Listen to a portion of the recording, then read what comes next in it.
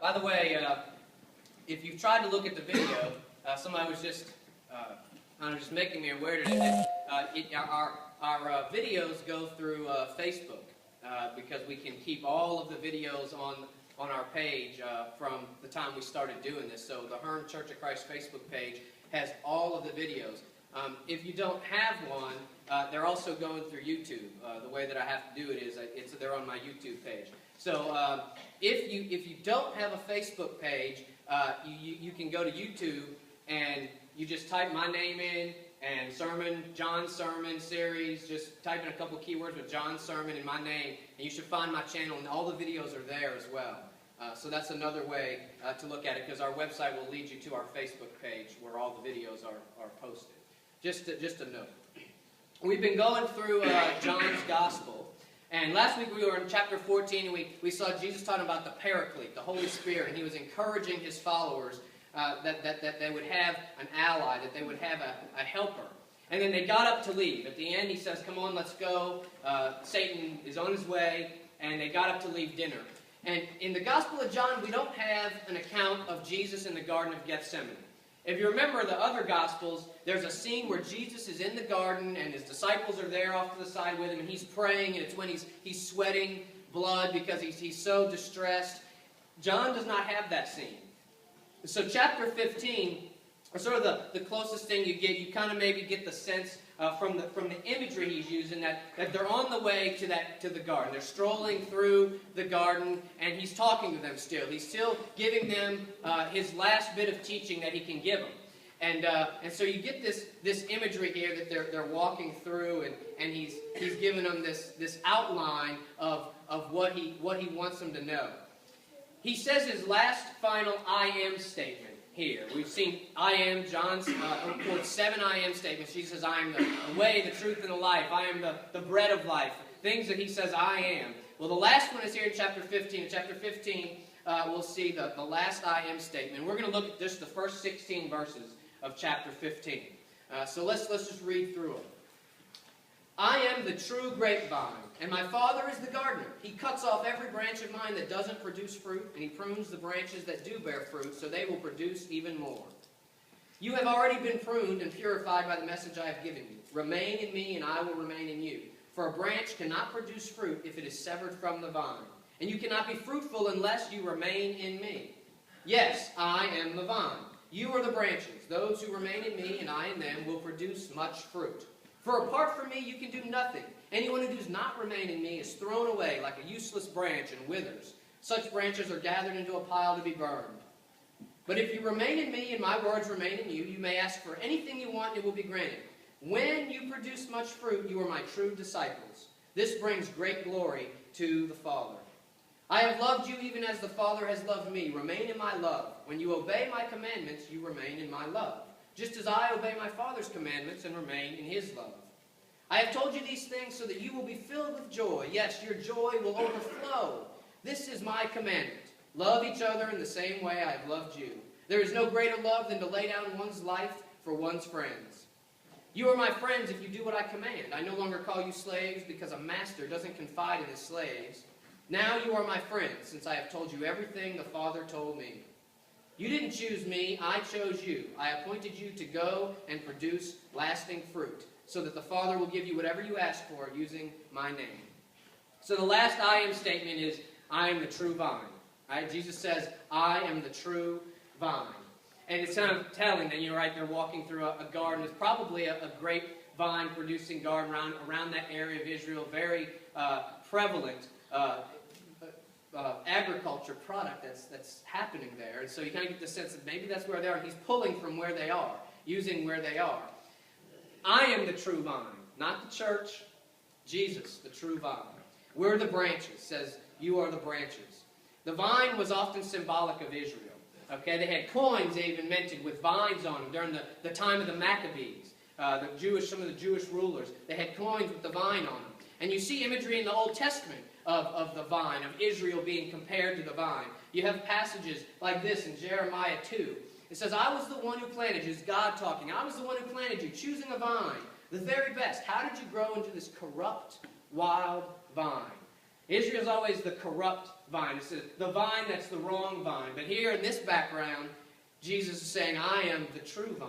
I'm the one that's going to replace all of that stuff that you don't have to worry about anymore in Israel. If you stay connected to me, to the true vine, that you will bear fruit if you stay connected to me. And that's what's going on here. How many times in those 16 verses we read did he say something along the lines of bear fruit or produce fruit?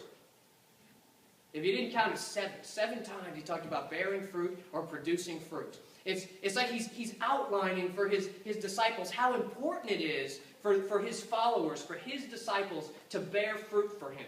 And how that's done. And what does that mean that he's the true vine? What does that mean for us that he's the true vine and that we are the branches that are supposed to bear fruit for him? So there are a few things that we learn about bearing fruit through these verses. First, bearing fruit makes true followers. Bearing fruit is what makes true disciples. I mean, he says it, when you produce much fruit, you are my true disciples. And at the end he says, I appointed you to go and produce lasting fruit. You see, a vineyard is useless if it's not producing fruit. Its whole purpose is to produce fruit, a vineyard. It's not only desirable to be fruitful, it's imperative that a vineyard produce fruit. Because if it's not producing, then it's not fulfilling its purpose. And so Jesus is saying, look, guys, a true disciple always bears fruit, is always wanting to grow more and to grow more fruit and to produce more fruit. He says, I chose you for this reason. I appointed you to go and bear this fruit. At the time, people would attach themselves to a rabbi. If you were a follower or disciple, you would attach yourself to a rabbi to learn his teachings.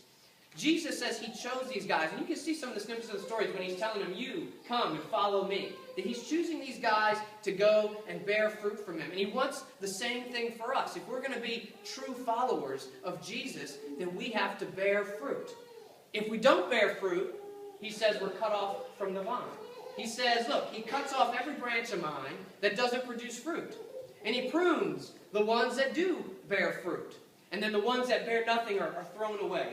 They're useless. They're unproductive, right? They're not bearing anything, so they're unproductive. That's what happens in a garden, in a vineyard. If it's not doing anything, then it's totally useless. The point of a vine is to produce fruit. But left to itself, it can produce a lot of unproductive growth. It can produce a lot of things that have to be trimmed and cut off. Anybody gardens, you know that when you prune something back, it helps the ones that are still there to produce even more fruit. And so yes, if you're producing nothing, if you're useless, you're thrown away. But even the ones who are producing are going to be pruned. There are things in our character that are going to have to be shaved off. There are sins and dirt in our lives and unproductive things that are going to have to go away. To be true disciples, to be truly fruit-bearing for Christ, there are going to have to be some things that are pruned away, that are going to be gone. And so yes, even followers are going to experience some pruning, some things around the edges that are going to have to disappear. And to avoid being unproductive, to avoid being the useless vine that has no fruit, Jesus tells us to remember one thing about bearing fruit. Bearing fruit depends on remaining in Jesus. He says, bearing fruit depends on remaining in me. He says, look, those who remain in me will produce much fruit. For apart from me, you can do nothing. Apart from me, you can do nothing. No branch bears fruit in isolation. You stay attached to the vine. You stay attached to the thing that is the nutrient-supplying stem, and you produce much fruit. Now look, Paul says it like this in Philippians 4. He says, I can do everything through Christ who gives me strength. Without him, we do nothing. With him, we can do great things. We're weak. We're helpless when we're not attached to the vine. When you disconnect something from that part of the plant, that middle part of the plant, it has no nutrients anymore. It has no ability to grow anything anymore. But attached to it and pruned a little bit, it has ability to grow some great fruit. And so we have to have that vibrant, growing relationship with him. Stay attached to him to produce that fruit. How do we remain attached to him? How do we stay attached to him and produce that fruit that he gives? Well, he talks about that too. He says in verse 10, he says, remain in my love. When you obey my commandments, you remain in my love. And we've seen this before. In the last 3 chapters, he's mentioned it at least once. He says, look, If you love me, you will obey me. My commandments are what you need to make a part of who you are. When we love him, we obey him. And he says, my commandments, when you obey my commandments, you remain in my love. And what's my commandment? He told us in all of these verses. He says, again, he says, just as I loved you, you love each other. And we talked about that before, how the love that he shows is a sacrificial love, and it's a visual love. It's a love that everybody notices that you're serving each other, and that you're loving each other so much that you're willing to lay down your very life for each other. And this is what Jesus is talking about, that in order to remain part of the vine, this is the kind of love that he wants us to show to each other. To remain him is to obey his commandments, and his utmost commandment is to love God sacrificially, to love each other sacrificially, to love as he loved. So to be a disciple, we have to bear fruit. He says to be a true disciple, you have to bear fruit. To bear fruit, we have to remain in him. And we remain in him by loving each other the same way. And then we get fruit. We produce fruit. And that's the whole purpose. He says, I appointed you to go and bear fruit. So what does that look like? How does that evident in our lives when we bear fruit for Christ? What's the fruit that he's talking about? Well, there are a few different ways to bear fruit. Bearing fruit shows itself in different ways. It displays in our lives in different ways. First, multiplying disciples. Multiplying disciples. Jesus says in Matthew's gospel, he tells them, you're going to be fishers of men. I'm not just going to teach you how to fish. You're going to go and fish for men. And at the very end of the gospel, after he raises from the dead, he says, go and make disciples. He tells them, go and make disciples. He wants us to create new disciples. That's part of what looks like bearing fruit, is when we're helping people understand Jesus' love, when we're telling people about Jesus, that's making disciples. Now that may look different for some of us. Some of it may mean that you talk to your neighbor about Jesus, or you invite your neighbor to come to worship with you, or you pray with the waiter or waitress at your table when you go out to eat. You ask them, well, what's going on with your life? You're trying to create disciples, show Jesus to other people. For some of us, it starts right at home. The multiplication starts right at home. Paul says this in Ephesians 6. He says, fathers, do not provoke your children. Bring them up with the discipline and instruction that comes from the Lord. Bring them up with the discipline and instruction that comes from the Lord. Now, I don't think this is just talking about discipline, making sure that they're behaving properly, but bringing them up in the instruction of the Lord, making sure that they know God, that they know the story of Jesus, that those children are becoming disciples. Okay, as a follower of Jesus, my first priority should be to multiply disciples, to tell people about Jesus, to tell people about this awesome guy that deserves our praise. As a father, my first priority should be to my kids. Should be to make sure that they are taught about God, that they become disciples, that they see fruit in my life, and that they can bear fruit. And so it starts right there at home, and then maybe along the way, this song that talks about bearing fruit from children can be talked about us with our families. How joyful are those who fear the Lord, all who follow his ways. You will enjoy the fruit of your labor. Your children will be like vigorous young olive trees as they sit around your table. When you're making new disciples, you're bearing fruit for Jesus. One of the ways that you bear fruit for Jesus is to make new disciples. Another way bearing fruit is manifested is generous giving. Generous giving. That Paul says here in 2 Corinthians, he says, look, you're going to be enriched in every way to be generous. Your generosity will prove that you are obedient to the good news.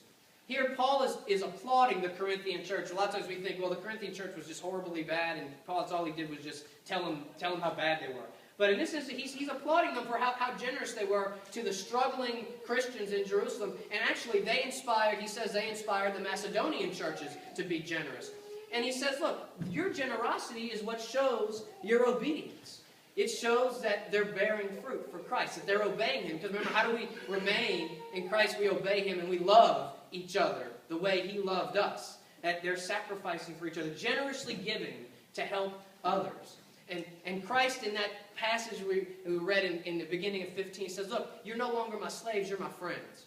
And friends are supposed to care about each other and love each other and sometimes give their life for each other. Or she's referring to, now I'm your friend and I'm going to die here in just a bit. and I'm going to give my life for you. And I want you to be willing to do the same thing, that love gives, and Christ gives it all. And love means to be generous in giving. And so one way that we see bearing fruit is to be generous and to generously give. Another way that we bear fruit, growing more Christ-like. Growing more Christ-like. We all know the Galatians 5, right? The fruit of the Spirit. What's the fruit of the Spirit? Can we put them all together? Can all of us together put all the fruit of the Spirit together? Love, joy, peace, patience, goodness, gentleness, faithfulness, self-control. Yeah, so we all know those fruits that we're supposed to bear, right? When we're living by the Spirit, we're bearing those fruits. If you ever looked at 2 Peter has a similar list of things that you should be growing in. And his list includes things like this: moral excellence, knowledge, self-control, patient endurance. And so he has this list of things that you should be growing in to become more like Christ. And at the end of the list, he says, the more you grow like this, the more productive and useful you will be in your knowledge of the Lord Jesus Christ. More productive and useful you will be. And that's what you're doing when you're bearing fruit, right? You're becoming more productive. You're bearing more fruit for Christ when you grow in these traits. You're sloughing off, pruning off the dead stuff, and growing more like Christ. And it's evident in your life when these traits are what is displayed. These things that Peter talks about, that the Galatians talks about. And so we see these different ways that you can bear fruit in your life. Bearing fruit for Christ to be a true disciple. Like multiplying disciples and generously giving and growing more like Him and letting the Spirit guide your life and allow Him to change you in the areas that you need to be changed. And when we do that, we glorify God and we prove that we are true disciples, true followers of Jesus. But Jesus also said that bearing fruit for Him does one more thing. He says, bearing fruit fills us with joy. It says, I have told you these things so that you will be filled with my joy. Yes, your joy will overflow. They will be filled with joy. In chapter 10 of John, Jesus says we have abundant life, that He came to give us abundant life. When we remain in Him, we stay attached and intimate to that true vine, we bear fruit as His true disciple. And this promise of joy and abundant life is fulfilled. As we talk about fruit producing joy, all of these things that we talked about, ways in which you bear fruit, that your fruit is shown, that it's evident in your life, they produce joy. Sometimes our joy gets stifled because we don't know the celebration of multiplying disciples. We don't experience the joy of somebody coming to know Jesus. That we've never seen that. Or we're selfish, or we're so materialistic that we're not willing to give to other people, and we don't see the smiles on those faces of people that need whatever it is you're giving, and so we never experience that. Or we're stuck in our way. We're not letting the Spirit change us. We're not letting Him give us that joy. We're not letting Him change us to be more like Jesus, to feed from the nutrients of Jesus' love. And Christ says to be His true disciples, to be His faithful disciples, to lead fulfilled lives, that we have to bear fruit, that we have to leave a mark on this world, and that our fruit will continue to grow. I talk about kids, grandkids. You have grandkids. As a grandparent, that's part of it too, is you can make a mark on them and help them to bear fruit in their lives. And what is the mark that we're willing to leave on this world? We want to be unproductive, useless branches that are going to just wither away and then just get burned? Or are we going to bear fruit? Even when we're gone, the fruit that we leave still bears fruit through other people. What are we going to leave in this world?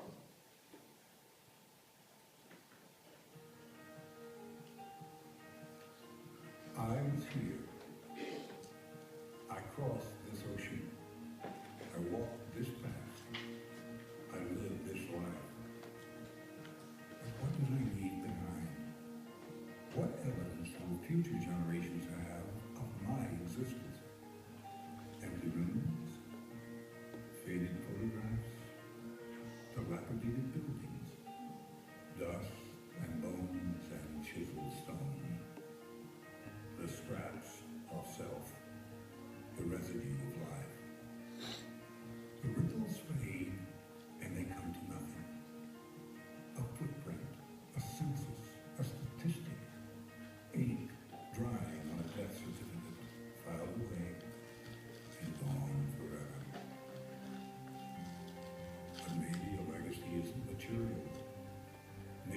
person's impact can't be determined by a calculator.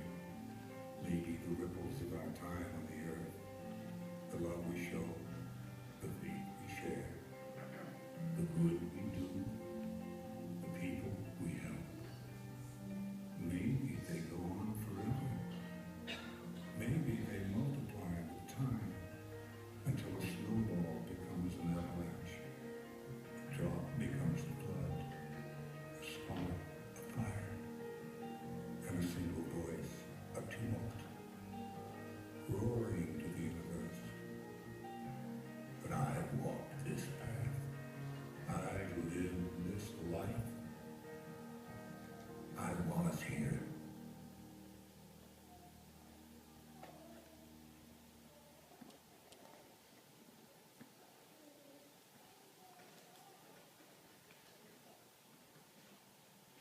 The Mark You Leave starts right now, starts today.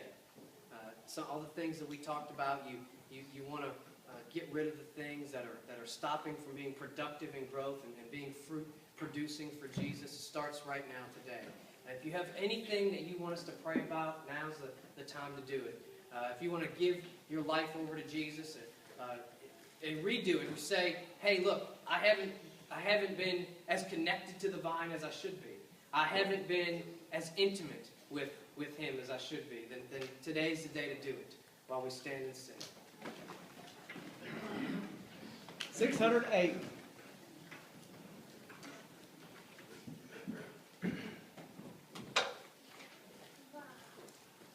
608.